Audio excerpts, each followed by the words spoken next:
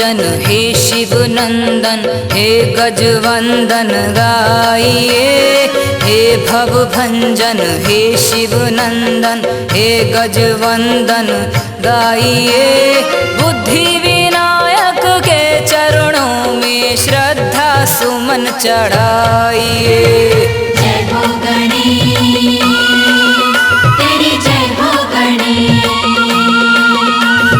जय हो गणेश, तेरी जय हो गणेश।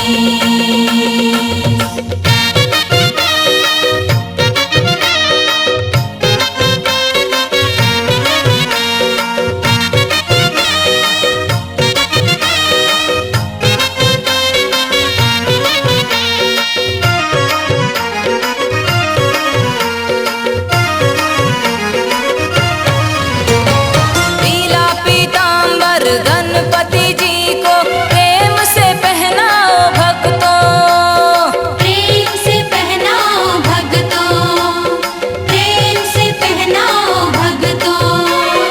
भोग लगाने मोती चूर के मोदक ले आओ भक्तों, मोदक ले आओ भक्तों, मोदक ले आओ भक्तों, मोदक ले आओ।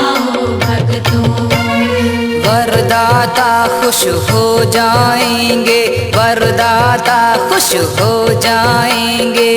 केसर तिलक लगाइए, बुद्धि विनायक के चरणों में श्रद्धा सुमन चढ़ाइए। जय हो गणेश, तेरी जय हो गणेश,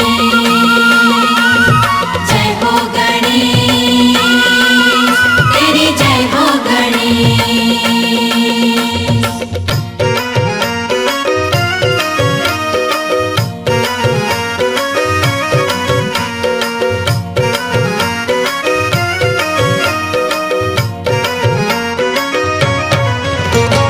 दुख के दूर अंधेरे होंगे, निस दिन गाओ आरती, निस दिन गाओ आरती, निस दिन गाओ आरती। हर संकट से विघ्नेश्वर की पूजा हमें उबारती, पूजा हमें उबारती, पूजा हमें उबारती, पूजा हमें उबारती। आशा और विश्वास की अपने, आशा और विश्वास की अपने मन में ज्योत जलाइए। बुद्धि विनायक के चरणों में श्रद्धा सुमन चढ़ाइए। जय हो गणेश, तेरी जय हो गणेश, जय हो गणेश, तेरी जय हो गणेश।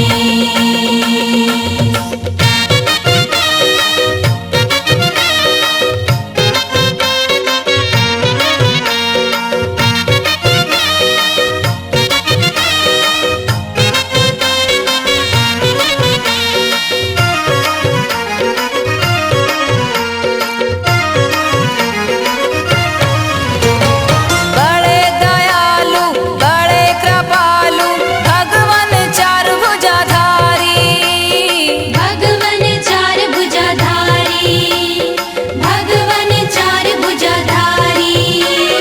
चार भुजाओं से दुनिया को बांट रहे खुशियाँ सारी, बांट रहे खुशियाँ सारी, बांट रहे खुशियाँ सारी, बांट रहे खुशियाँ सारी।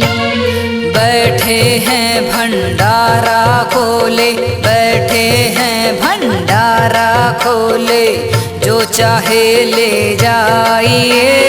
बुद्धि विनायक के चरणों में श्रद्धा सुमन चढ़ाइए। जय हो गणेश, तेरी जय हो गणेश, जय हो गणेश, तेरी जय हो गणेश। हे भव भंजन हे शिव नंदन हे गजवंदन गाइए, हे भव भंजन हे शिव नंदन हे गजवंदन गाइए। बुद्धि विनायक के चरणों में श्रद्धा सुमन चढ़ाइए। जय हो गणेश